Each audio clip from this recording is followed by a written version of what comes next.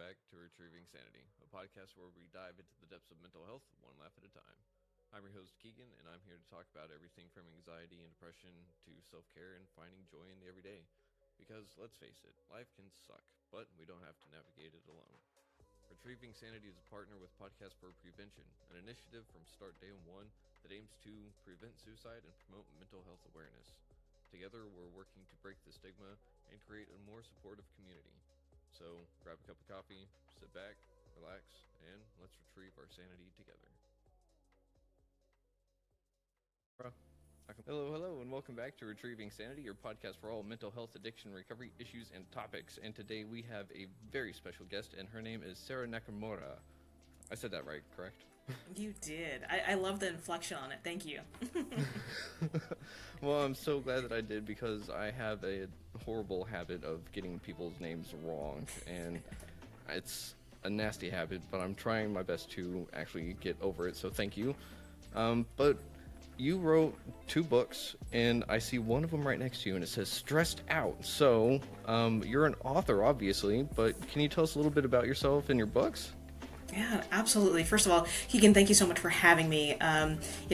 We have gotten into such a different space and world, these days with mental health and not talking about it. So thank you for having this platform to shed some more light on it, to give people some insights and, to have this conversation, because many times we don't, and we don't, talk about it enough, and we don't make it a normal conversation. So thank you for that.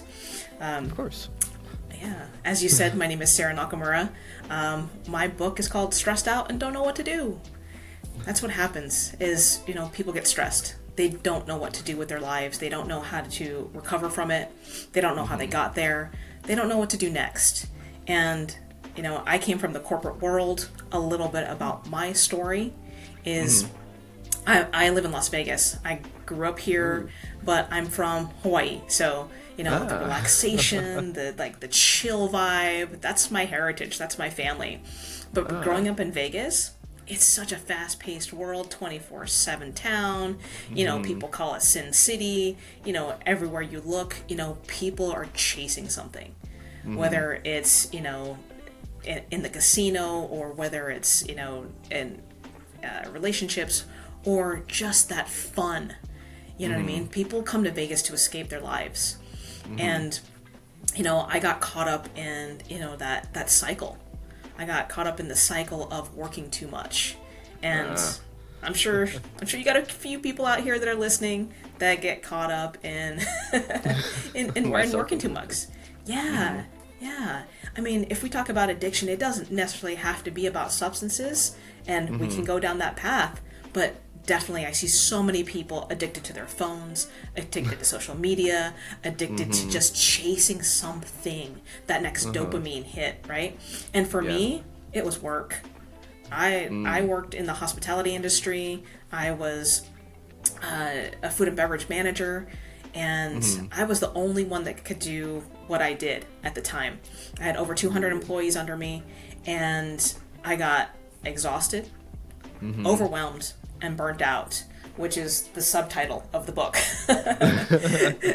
And, I got burnt out in the sense that my hair was falling out. I was having heart palpitations. Every time I walked into my office, I was just having a little bit of going on. And I didn't know that that wasn't normal, because guess what? Everyone else around me was doing the same thing. And so we kind of worked like a badge of honor in the sense of, hey, I worked 6 days this week. Well, you know what? I worked 6 days and 14 hours, yesterday. So, you kind of have this little competition that kind of goes on with the people around you. And, it became one of those things where I almost had a nervous breakdown. I didn't know what that was at the time. But I walked into work one day, and it was about 5 o'clock in the morning, and my boss just went off on one of my coworkers because she sat down and had a cup of coffee. She just needed a little reprieve, a little bit of a break. And in that moment, I just went, I can't handle this anymore. I got a phone call from home. When you get a phone call at like 5 o'clock in the morning, it's not good. And my dog died. And that was my last straw. Keegan, I just went, I'm done with this. I'm done with this life. I'm done with this, this kind of lifestyle. Mm-hmm. And I went into something totally different. I went into the health field. I became this massage therapist. Going from one fast-paced environment to quite the opposite. That's interesting. Absolutely. It was the one place where I knew that if I could, be relieved in my tension and my stress levels, that if I could do that for somebody else, how I knew it felt for me, that's what I wanted to do with my life. And so that's what I did. I became a health coach. I've helped people with their nutrition, with working out, with becoming a personal trainer. I did so many of these different things in the health world to kind of, just really make things come together for myself, but also for other people. Because what do we do a lot of times? We kind of go outwardly and we go, okay, what's good for other people? We don't necessarily look out for ourselves. Yeah. Right? I'm sure you know that. Oh yeah, plenty. Had that a little bit yourself, But that's where I came from in all of this. But what started happening is that I started again getting burnt out because I wanted to help everybody. And so I started to get exhausted. I started to get overwhelmed and I burnt out again. And so what I realized was you can't just have it in one area of your life. You can't just relieve stress in just your physical body or just your relationships. You have to do it everywhere in your life. And so what I call that is the stress cycle. And, okay. Yeah. And so in my book, I talk about the stress cycle quite extensively. You can break it from the inside, meaning you can change your emotional state. You can change things from within you. Because if you try and break it from the outside, it's just going to come back and it's going to cycle over and over. So we have to break it. Okay. So that's so interesting because you totally did what I would have done. I would have went out there, been like, oh, hey, I'm going to go help people, but now I'm going to help as many people as I can. And I definitely am one of those people that will overextend myself and then some. And I will claim that it's for the betterment of everyone else. But you were able to at least sit there and say, hey, I'm still broke. There's still something going on. And so you developed the stress cycle, correct? Yeah, so what I did was I took the stress cycle that's already there and I really just put it in simpler terms. Oh, okay. Yeah, because, when you think about stress, people go, oh, I've got stress, everyone does. It's just a matter of getting, more rest. I just need a vacation. But then what happens? You go on vacation, you let it all go, and you pick it right back up as soon as you go back to work or go back to the relationship or, whatever was stressing you out in the first place, you go right back to. Yeah. Yeah. Yeah, and isn't that kind of one of the follies of a vacation, though, is most people can't really seem to really relax and de-stress because they know that they're anticipating that work load that's already waiting for them whenever they get home because they know it's there. It didn't disappear just because they're on vacation.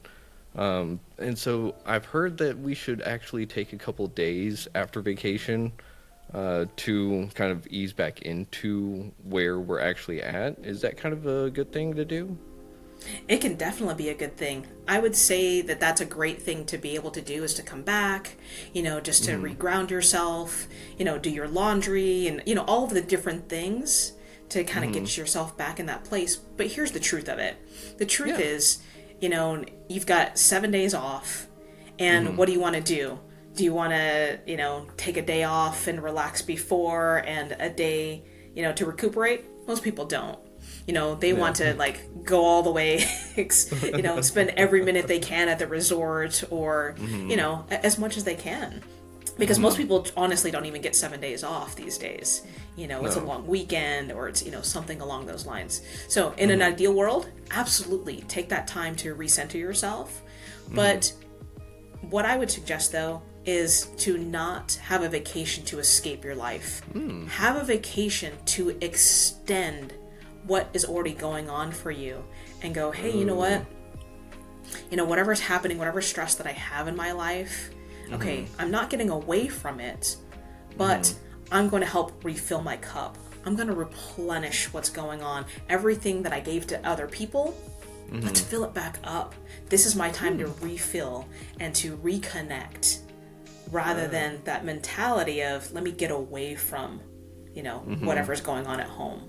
Because like you said, we pick it right back up as soon as we walk back in the door to our house. Yeah. So that's really interesting. It kind of shifts my whole perspective on what a vacation really is. And it's making me wonder, isn't that what a vacation should have been in the first place, though? Going to do things you will want to go do, not necessarily just as an escape from reality, but it's something that you want to go do. I mean, everyone wants to escape from reality nowadays, but what would the ideal vacation look like to you? Ideal vacation. So, to me, well, it depends on where you are in your life, right? So there's times in my life where I want the comfort. I want to go someplace and do something that I've already done that I know that I love. You know what I mean? So if it's, going to California and seeing my family, I just know that if we get to the beach, that's going to be, the icing on top of it. But to be able to reconnect with my family, how I grew up with my cousins, I don't have any siblings, so my cousins are like my brothers. And so to be able to have a vacation where I go see them, and, if we go out to dinner, great. If we stay at home, make dinner together, great. Again, if we hit the beach because the weather's gorgeous, fantastic. But if not, that's all okay too.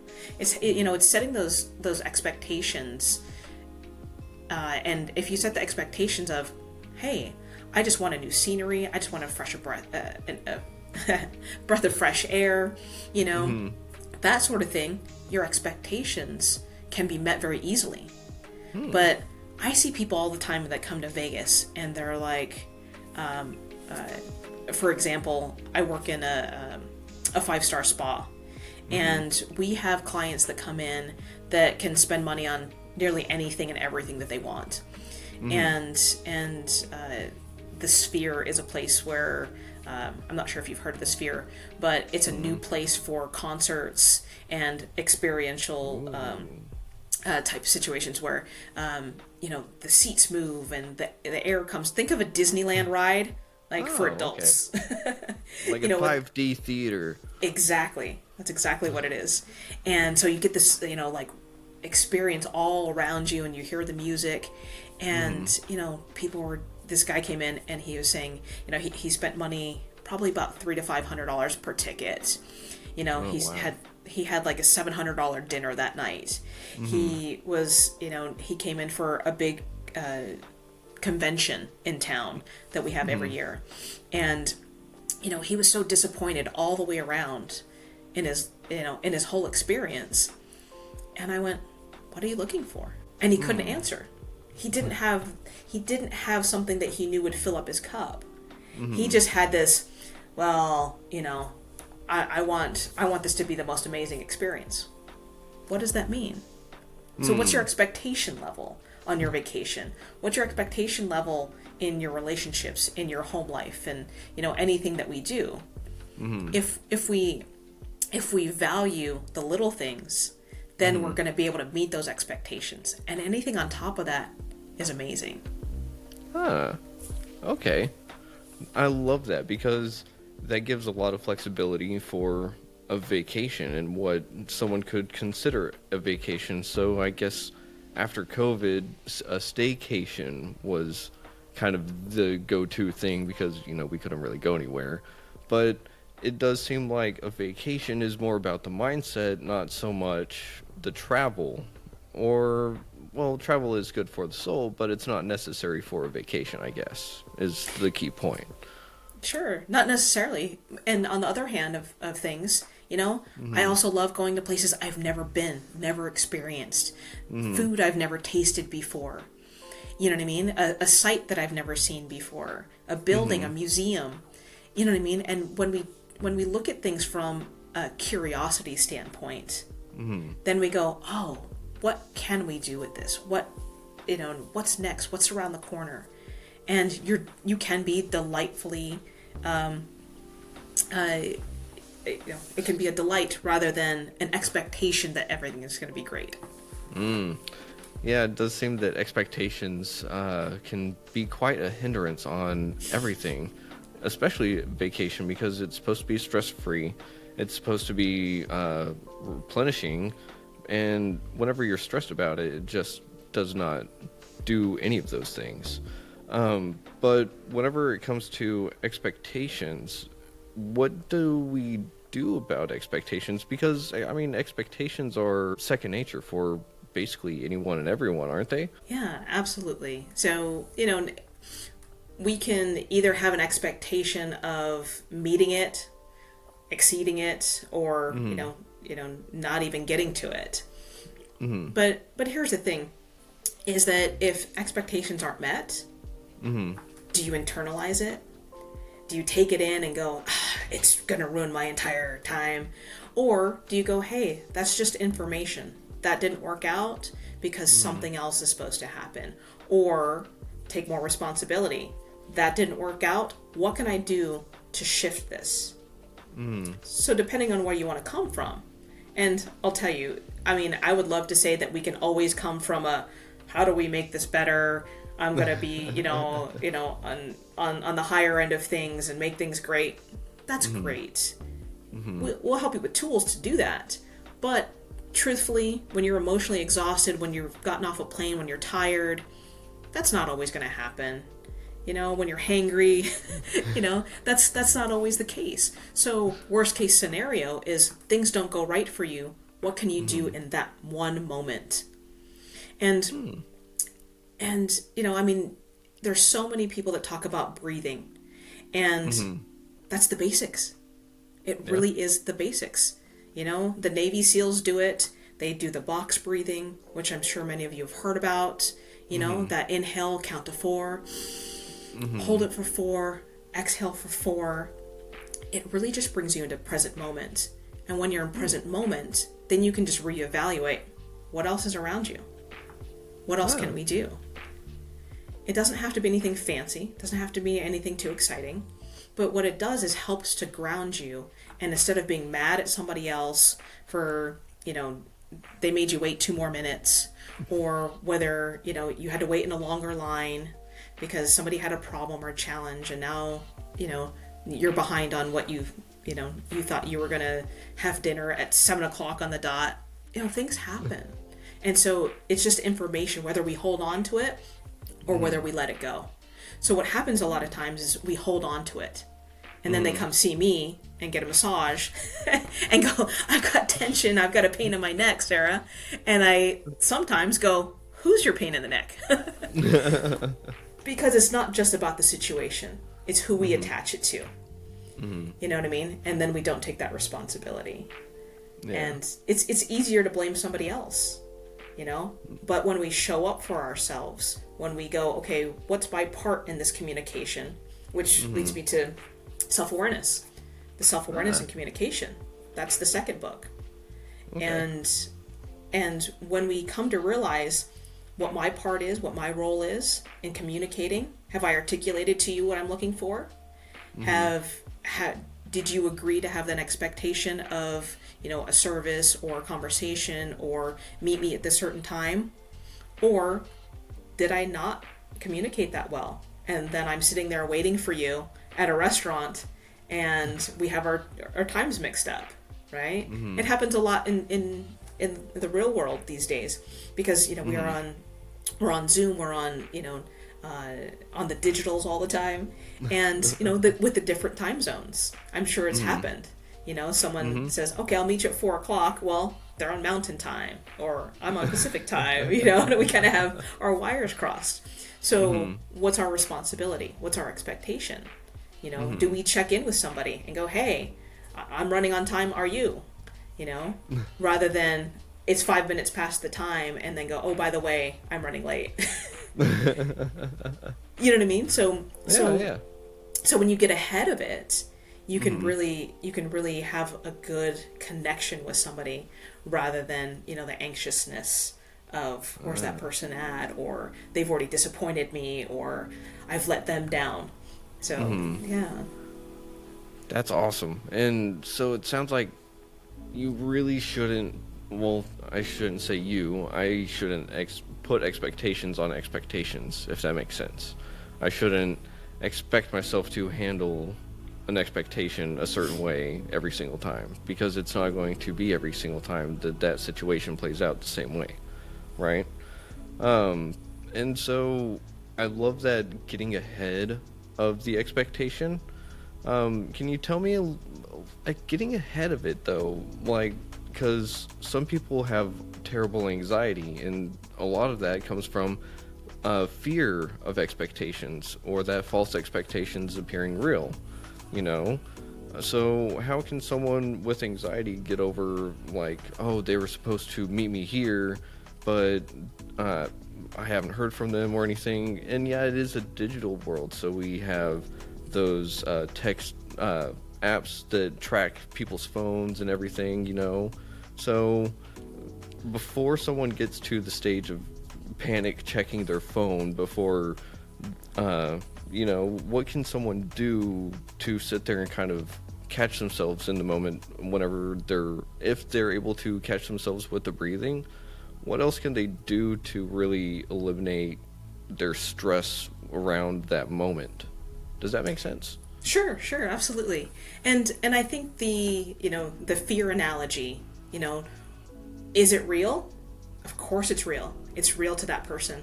It's whatever we make out of it, and it doesn't mean that it's real to you.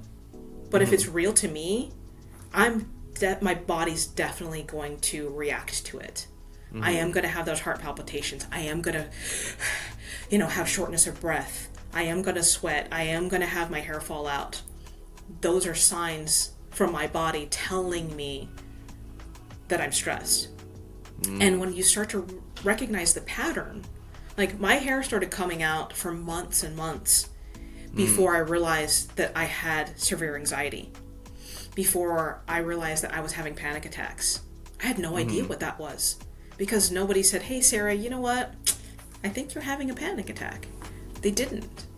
I mean, who's going to connect with you and let you in on that? It doesn't happen too often. So when we start to understand and recognize in our own selves, communicate with our own bodies, our bodies will talk to us. Our bodies are always communicating. And so when you start to have that anxiety that you're talking about, again, bringing yourself back to present moment, here's 3 things I love to share with people. And it's about connecting to your body. So again, the self-awareness and communication, and breaking the stress cycle.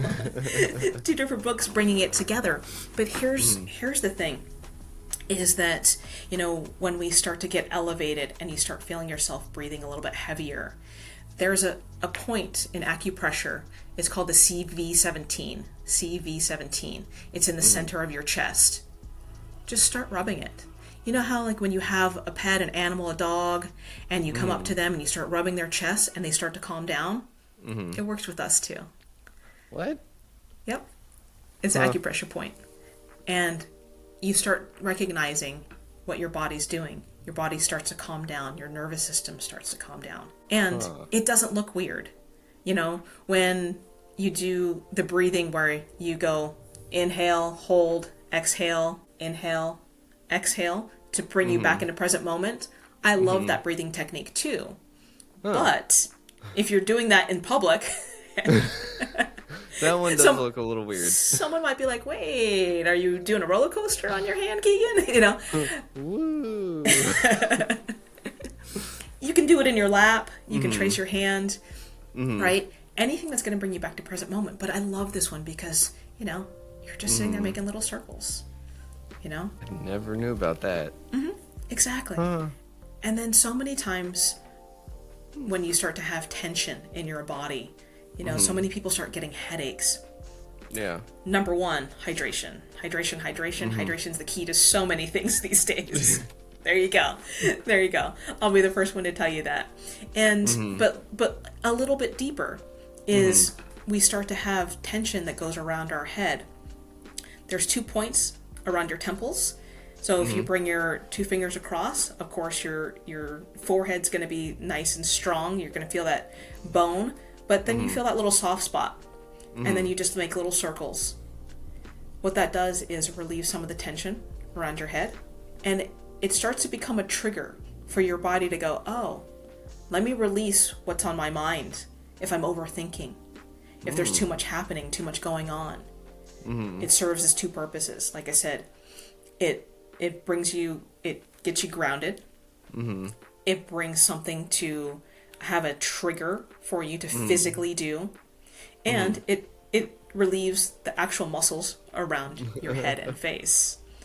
So that's when you're getting in your head too much. And then a lot of times when we're talking too much or we don't know what to say, where do we bring that in? Our throat and our mouth. So now, again, do the same thing. Bring down your 2 fingers to the soft part of your jaw.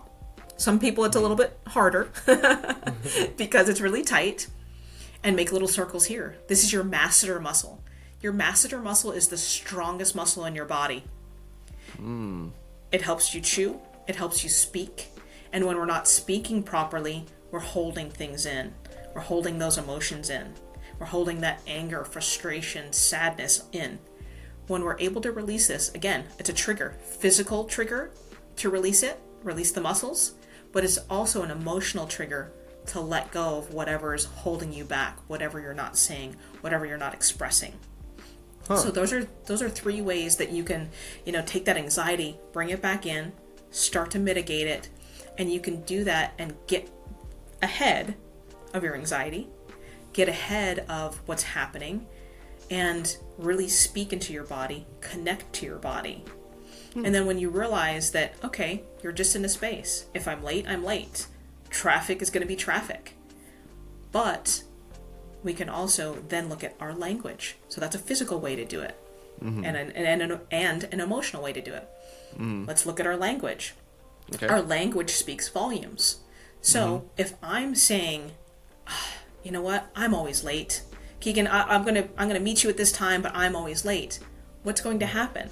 As I tell my mind that, I tell my subconscious that, and I make myself late. I used to be late for everything. Because I was the one that was like, hey, you know me, I'm always late. So everyone expected that for me, and I expected it for myself. So I changed the script. I had a client that I did this with, and I'm like, okay, Lisa, now let's change it to I'm just on time. You don't need to set the expectation to fail of I'm 5 minutes early, because a lot of people think that. They think that's the solution. And if that's the solution for you, great. But what I like to say is I'm just on time. I'm just on time. And then it clears this path energetically. It clears a path for you to leave the house, to go to remember your keys, to remember your, whatever you need to bring with you, and to set yourself up for success. So that's another way to get ahead of it, is start forming those habits and listening to your language. That's very interesting. And I love that, because the first thing that popped into my mind was Gandalf from Lord of the Rings. Because a wizard is never late, and he is always on time. So, and that's great though, because it seems that would really kind of, yeah, I like that. That mindset is perfect for someone such as myself. But I've got to say that chest rub one, that one is just tripping me out for some reason. And I think it's just because, like, you mentioned that it works on animals, and so it's like, oh yeah, we are animals. Duh. But getting ahead of these expectations and getting ahead of, well, maybe not our bad self per se, because there is not a bad self, but getting ahead of these expectations and everything is great. But what do we do whenever we've gotten to that spot of being able to release, to kind of get that stress relief? Because it's not found just being present in that moment, it's found elsewhere-ish, right? Yeah. So a few things about that is and if I can go back to what you were saying earlier, when you said, "Oh, we shouldn't do it this way." Well, if we should it on ourselves, right? You've heard that, right? Yep. But instead of shooting on ourselves, it's what can we do? Again, back to that possibilities rather than I should have called, I should have said this, I should have done that. It's what could I have done? What can I do? What will I do next time? So bring it back to that shift in language. Number one. Yeah. Number two, find out something that will positively be resourceful for you. Because what happens a lot of times is we feel like we've run out of resources. We feel like we don't have a choice. We feel like I can't do something. You know, like I'm stuck between a rock and a hard place is what a lot of people say. Or I had no choice. I had to go do that. Yes, we have a choice. We had a choice to shut down. We have a choice not to do something. Now, is it easier sometimes? Absolutely. And sometimes when we feel like we can't do anything, what I do is I do what's called the ICARE system. And it's a short, sweet little thing if I can explain it. So ICARE is an acronym. ICARE. I stands for go inside of myself. So take whatever situation's going on for you and you go, okay, so what scenario do you get stressed out a lot about in your life? Money. Money. Yeah. Okay. So does it need to be specific? No, but if you have something. Just money in general. That is a literal trigger word for me. It's just money, and I immediately go like, I don't have enough. Like, we'll never have enough. You know. So, I would just say money in general is a trigger for me that our world runs on. So it's something that I'm constantly stressing about. Yeah, and that makes sense. You know, when you go to the grocery store, you're thinking about money. When you're, needing something, you think about money. And a lot of times we take that externally, you know, and we go, why is the price this way? Or I can't afford this. Again, I can't. As opposed to, what can I afford right now? What can I do about this? Right? And start to open up that resource, your own mind, your own body, your own self. And so start with go inside of yourself. Sometimes I ask people to close their eyes. I love to close my eyes because in massage therapy, I turn off my eyes, I turn off sometimes my hearing, and I go, what am I feeling? I'm a feeling person. So I go, what's going on for me inside of myself right now? Is it really about money? Is it about paper? Is it about a currency? Or is it that I feel like I'm not fulfilled in my life? What is it for you? For me, it would be that I am either A, insecure, or B, not good enough. Okay. So not enough money to I'm not good enough. Right? Well, as in probably more along the lines of being raised as a man in today's society is if I don't work and produce enough, then I'm not worth being a person, essentially. You know? So to me, it's like if I fail in this regard, then I'm not a person. So that's how deep that goes. Yeah. And what happens too is that all of the conscious and subconscious things that we think, feel, and act upon came from when we were younger, right? Yep. It came from, the imprint stage, came from, under 4 years old, everything we heard from our caregivers, all of those things leading up to now, right? Our experiences. And so that being given, you can say all you want, I am good enough, but it doesn't hit here. It doesn't hit your wallet. It doesn't hit your pocketbook, right? Yeah. Right? So when I go inside of myself, or when you go inside of yourself, the I and I care is what resource do I have that I can be enough? What resource do I have that I am or have enough resources, money? And does it have to be $1? Is your resources your personality? Is your resources a kind gesture? Is your resource a connection to, someone else in your life? Because that's currency also. It's not necessarily paper money, but it's currency. And you can trade that, you can give that, you can receive that. That's a different form of money. I never actually thought of smiles or laughs that way. That's awesome. I love that. Thank you. Absolutely. Absolutely. And I think that's what I kind of, bring forth in the ICARE, because it's, go inside myself and, what else is there? C, contain the problem. Again, the C is contain it. Is it about money itself, or is it about not being fulfilled? For me, a lot of times it wasn't about being fulfilled. And then A, be aware of what it is. Because, if you don't have a Lamborghini, is that your expectation, or is that someone else's? I don't need or want a Lamborghini. It's okay. No thanks. Right? And so, is that for somebody else, or is it for you? So have that awareness of who you're wanting to, not necessarily please, but who do you want it for? So, who am I trying to be enough for? Gotcha. Right. Yeah. Okay. Is it a relationship? Is it yourself? Is it a caregiver, from your past, a teacher, a parent, right? So it's that kind of thought process. And I love the ICARE system because it can be super deep. It can be introspective, and you can sit there and ponder it for a little while and do some deep work. Or you can simply go, my awareness is I wanted a steak dinner tonight. I don't have the resources in my bank account right now. All right, great. I guess it's a hamburger. You know what I mean? So it can be something as simple as that. Do you know what I mean? Yeah, So it can be super light or super deep as far as, this quick little simple system. And then go to R in I care. After the A, the R. The R is realign. What's important to you? Well, if it's a steak dinner and what's really important to me is I'm hungry, that's my number one priority is food. There's that hamburger. There you go. I love it, right? And and then once you've made that decision, because decision is really important to do, because what happens?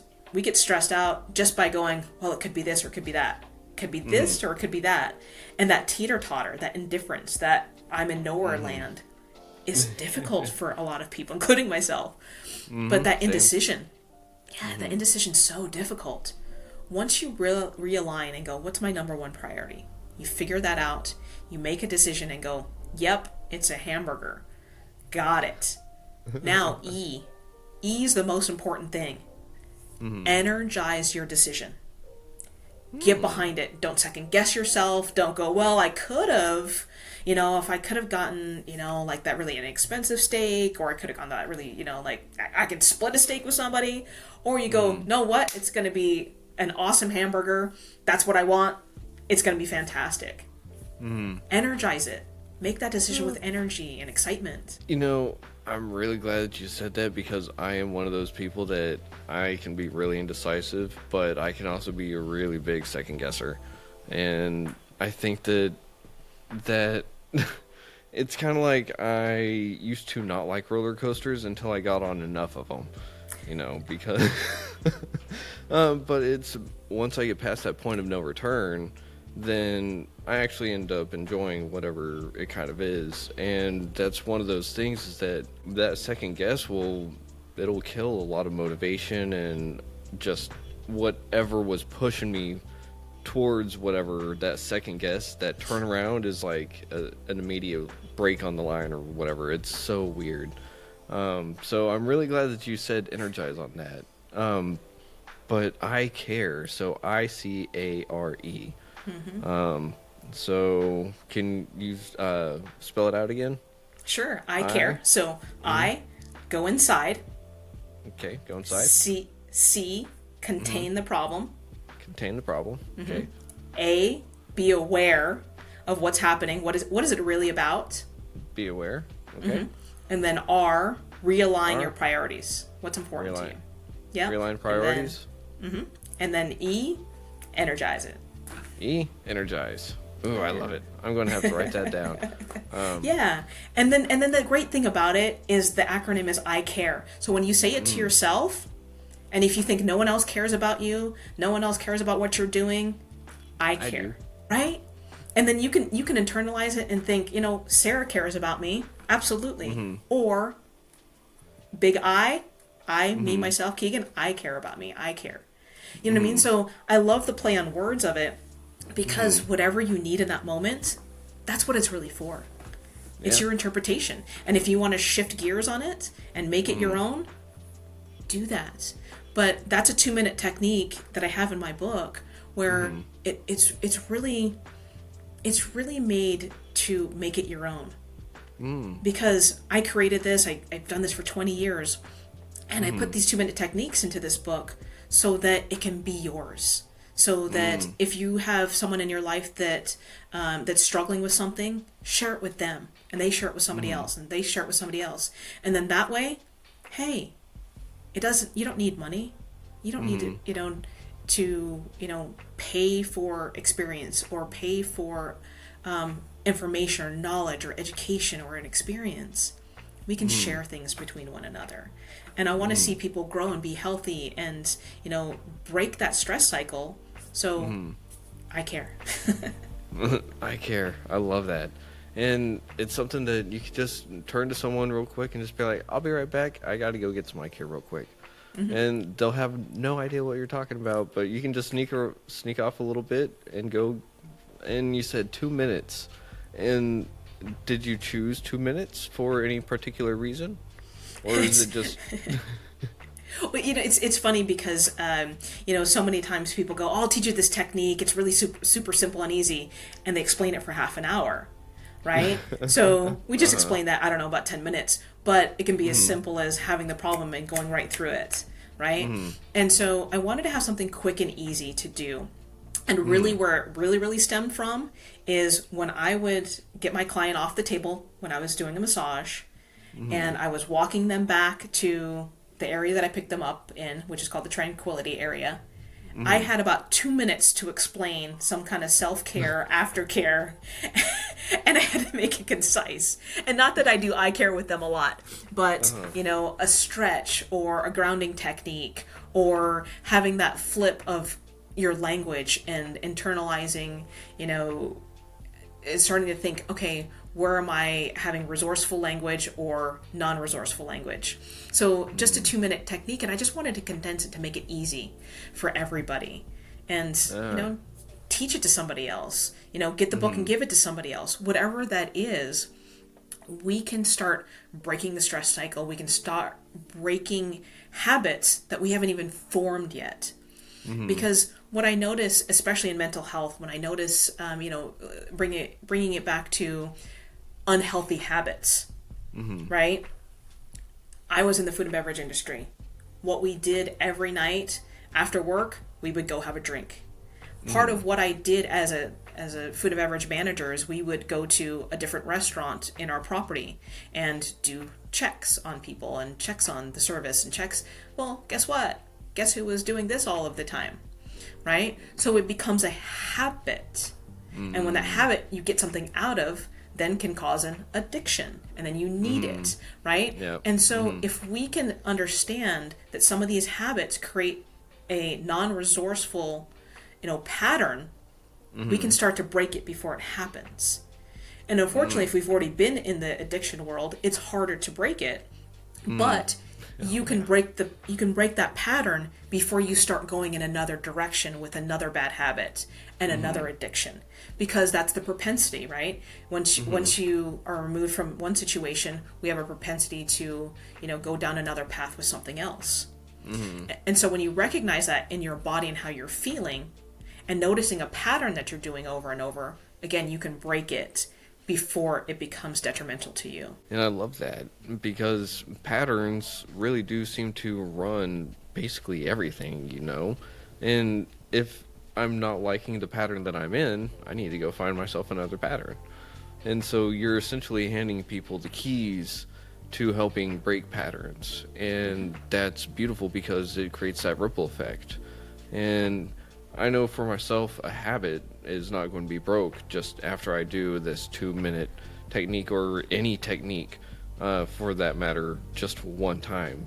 It's something that I know I need to do a few times, or however many times, and even once it starts to really dig its feet into my brain, I need to keep doing it, because the trauma is already there. It's been enforced by society and everything, so it's been going on for like, what, 32 years? So. Yeah, absolutely. And you're absolutely right.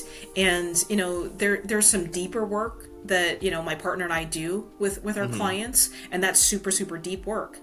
But let's take something as simple as, what happens when you wake up in the morning? What do you get on? Usually it's this, right? And to break myself of that habit, because I started like, oh, somebody needs me. Who needs me at 6:30 in the morning? Nobody. Maybe that one time out of however many years. But truly, we want to reconnect. We want to get that dopamine hit. We want to feel alive. And instead of picking this up, the first thing that I do in the morning, other than hitting snooze every once in a while, but or just turning off my alarm, is the first thing that I do is I pick up a glass of water. I have a glass of water next to my bed, and I go through a couple mental things, but for a physical action, I pick up my glass of water, I halfway get out of bed, and I drink a glass of water. Number one, that's my first glass of hydration, which I promote very heavily as hydration. But it gives you a good habit to start your day. Hydration, starts your digestive system. It starts your whole momentum of, the restroom part, right? Yeah. It helps for healthy digestion, right? So, and I don't drink coffee. So, it's one of those things where, again, you start replacing good things with other things before it becomes something that's not resourceful for you. So I have, a more than amazing routine that I'll share with your audience. Okay. I can give it away. If you go to free gift from Sara, SARA, freegiftfromsara.com. I did a little training on it, so go to that. You can listen to it however you want to, whichever platform you're on. And in about 30 minutes, you'll have about, I think there's 15 different 15-second techniques you can incorporate into your morning throughout your day. I mean, it's quick and simple and easy. So if you start doing little things to help, have a good routine, have, positive habits, resourceful habits, things that move you toward what you want rather than move you away from what you want, then it helps you in your entire in your entire life. Ooh, that's awesome. Thank you very much. And absolutely. One more time, that was free gift. Free gift, from GIFT, from Sara, Sara, SARA.com. Okay. Oh, wow. That is super duper awesome. So before I check it out, I got to thank you in advance. Man,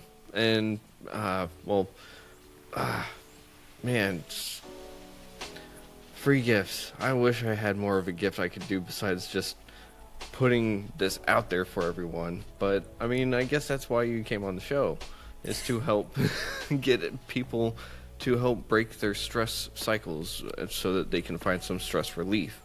One of my questions, though, is whenever they start breaking and replacing them, they have to be careful with what exactly they're replacing it with, right? Because they need to make that habit something that pours into their cup. But what happens if someone is super indecisive of what to do because they have that free gift from you? So how could someone pick between all those different techniques? Which one works best? Trial and error? So essentially with that gift that I'm giving you is, I'll share the first couple with you. I wake up in the morning, and the first thing that I do is go through either a mantra or something that's gone on for me that I want to be more resourceful with. So if I haven't been feeling well, it's I feel amazing today. I'm healthy today. I have energy today. It takes 5 seconds to do that. That's the first thing that I do, right? And I put myself in a good mindset with things. And instead of going, oh, that's my alarm again. Oh, I don't want to get up. Listen to my language. I don't want to get up. I don't want to get out of bed. I don't want to go to work. I don't want to, whatever it is. When we replace it with, I get to get out of bed. I am healthy today. I am energized. Whatever that is for you, figure out what it is. I give you a little bit of help with that, but make it your own, right? Again, the second thing is get a glass of water. That's number 2. Well, how long did that take? Not very long, right? Okay. The third thing I do is get up out of bed. I do a quick stretch. I raise my arms. It helps to open my back, helps to I touch my toes, right? Yeah. And that little stretch gets energy into my body, gets my blood flowing, right? And then from there, you can take it deeper. If that's when you want to do your workout, great. If after you drink your water, of course you're going to go to the bathroom, but after you drink your water, if that's when you want to make your daily shake, your little hit of nutrition, that's when you expand on it. That's why if you do these little techniques, you can start implementing something that triggers, okay, now I want to eat healthy today. I'm going to go make my shake. Okay, yeah, I want to go work out today. It triggers something else. And it starts to form the good habits you want, not what anybody else wants. Because I've heard so many people go, oh, I've got a 3-hour morning routine. Do you have 3 hours? Because I don't. No. You know what I mean? I would love to sit in a corner and have like an amazing meditation for, half an hour, 45 minutes. I would love it, but I don't have that time. Yeah. Sometimes I do 15 seconds. Sometimes I do 5 minutes. Sometimes I don't do it at all. Right? Depending on what's working for me, depending on what I need to do. And don't get me wrong, there's sometimes you have to skip certain things. But here's the thing, Keegan, if you set out to do 15 simple 15-second exercises and you do 5, fantastic. Good job. You did 5 great things. As opposed to my bed's unmade. Nothing. I didn't hydrate today. I didn't do anything, because at the end of the day, I'm going to imagine you're similar to me, is we start ruminating at the end of the night. Yeah. I didn't get this done. I didn't make what I thought I was going to make. I didn't close the sale. I didn't get that client. I didn't, XYZ. You go, you know what? I got my hydration in today. Good job. Yeah, I did make my bed today. Yeah, I did have my nutrition shake today. Whatever it is, you get to set your own rules. You get to set your own goals. But this just gives you a platform and a jumping off space to start to form better habits and to start thinking more resourceful. Right? Because if plan A doesn't work, what's plan C, D, E, F? Because we're going to fail, we're going to fail, we're going to fail, we're going to fail.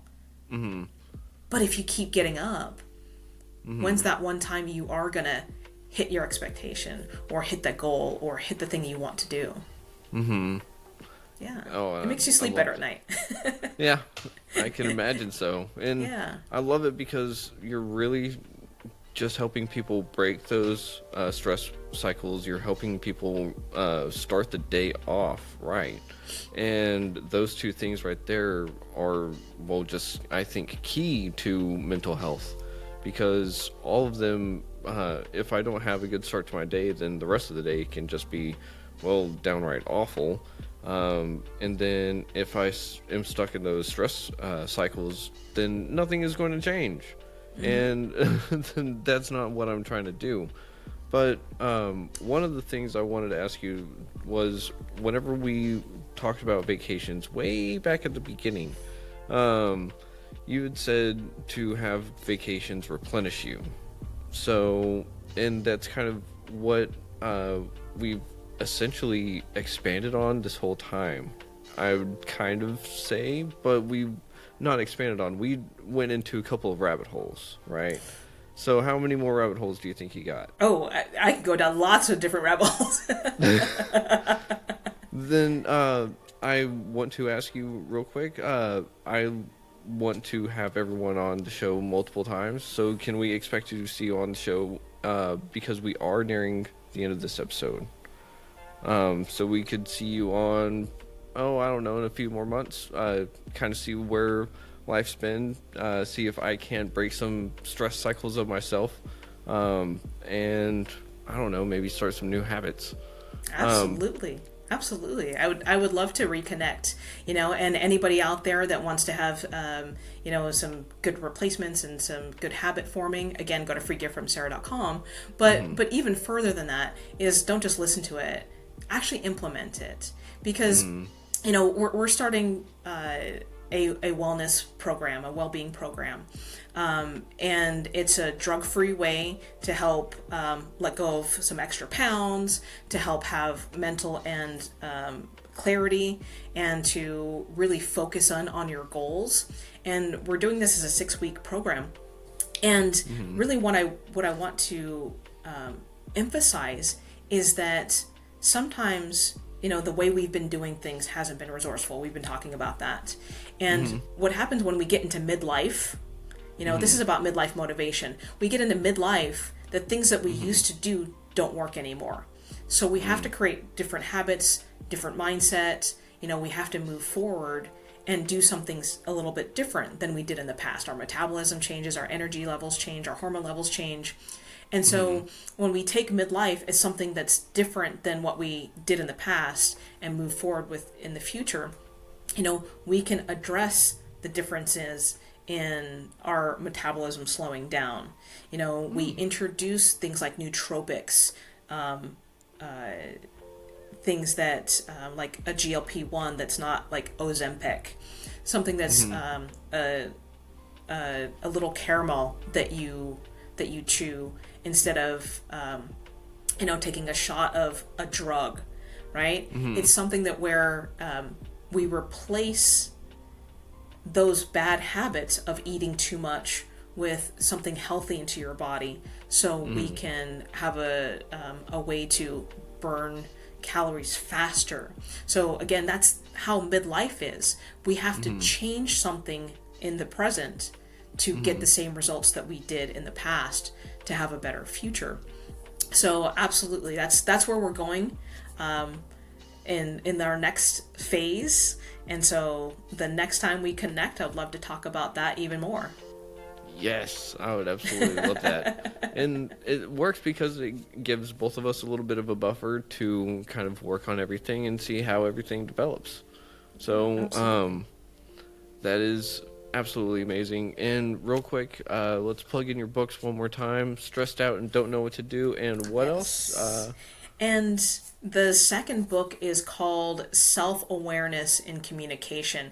And real quick about this book, if you have a second, is you talked about the ripple effect. So if you see the white ripple with the feather, challenging story is one of my really good friends. Her name is Kat.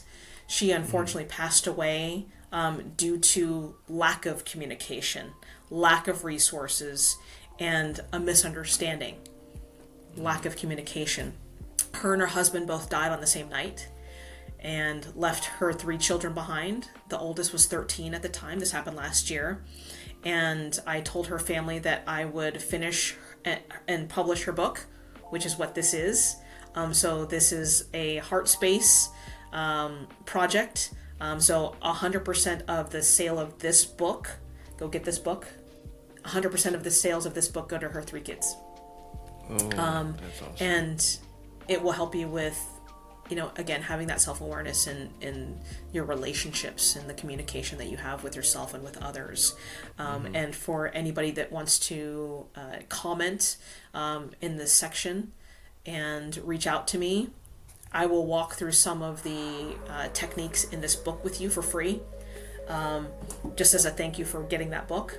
And it's something that you and I can kind of touch base about too and set some goals. And if anyone wants to set some goals around 2020, when we're, still in the early months of 2025, let's do it. I want to help as many people as I can. That's my midlife motivation, message to everybody this year. So awesome. However I can help you, I want to. That's awesome. And that is so sweet of you. And I just commend you on that book. Thank you on their behalf for doing that. And for anyone out there listening, 988 is a number that you can call if you are in crisis. So please give that number a call before anything else. And definitely get that book.